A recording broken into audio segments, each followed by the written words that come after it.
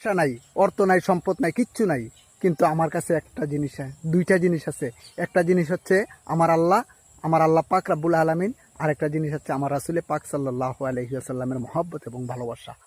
নবীজির মহাব্বত যার ভিতরে থাকবে, তার জবান থেকে শুধু রসুলের পাকের শানই বাড়ইব, নবীজির মহাব্বতের কথাই বাড়ইব, নবীজির ভালোবাসার কথাই বাড়ইব।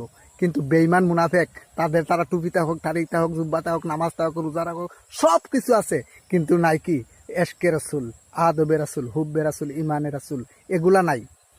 এই কারণে তারা, হ্যাঁ, এই দুনিয়াতে তাদের বাহাদুরি আল্লাহ দিয়েছেন, কিন্তু আখেরাতের বাহাদুরি করবো আমরা ইনশাল্লাহ আল্লাহর রহমতে, আমার দয়াল নবীজির মুহাব্বতে, আমার মদিনার কামলিওয়ালা রহমাতুল্লিল আলমিনের মুহাব্বতে, আহলে বায়াতের রসুলদের মুহাব্বতে আমরা করব বাহাদুরি সেই দিন। যারা আছেন বড় লোক, পয়সাওয়ালা, কুটিপতি, তাদের সামনে আমাদেরকে আল্লাহ পাক রাব্বুল আলামিন পুরস্কার দিবে, তারা তখন তাকিয়ে তাকিয়ে চেয়ে থাকবে, কিন্তু আল্লাহর রহমত, আল্লাহর দিদার তার আর নসিব হবে না।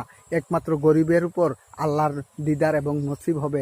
আমার রসুল বলেছেন, আমার গুনাহগার উম্মতের জন্য আমি সুপারিশ করব, কিন্তু যারা কোটিপতি তাদের জন্য আমি সুপারিশ করব না। কারণ তাদের দুনিয়াতে সব কিছু, টাকা পয়সা, অর্থ সম্পদ, যত সুখ শান্তি আছে তারা দুনিয়াতে করছে, কিন্তু আখেরাতে তারা সুখ শান্তি পাবে না। আমার দয়াল নবীজি বলেছেন, একমাত্র যারা গরিব অসহায় মানুষ, রাস্তায় রাস্তায় ঘুরছে, বৃষ্টি আইলে ঘরে দিয়ে পানি পড়ছে, খাইতে পায় নাই, বাচ্চা কাচ্চা নিয়ে অনেক কষ্ট করেছে, কিন্তু তাদেরকে আল্লাহ পাক রাব্বুল আলামিন পুরস্কার দিবে।